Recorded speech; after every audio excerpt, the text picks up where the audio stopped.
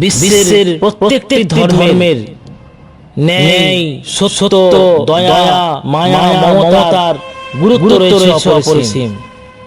আর হযরত মুহাম্মদ মুস্তাফা সাল্লাল্লাহু আলাইহি ওয়াসাল্লাম প্রিয় নবী, আখিরের নবী, শেষ পয়গম্বর, এর জীবন ছিল এই সব গুণাবলীর এক জীবন্ত উদাহরণ, এক্সাম্পল।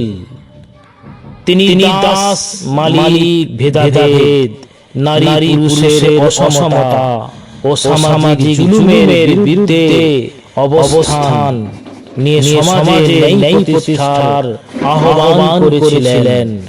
তার জীবন কাহিনী, জীবন ইতিহাস মুসলমানদের জন্য যেমন পথের দিশা, পথ দেখায়, পথ প্রদর্শক, তেমনি ভাবেই অন্যান্য ধর্মের মানুষদের জন্য এক অনন্য অনুপ্রেরণা হতে পারে।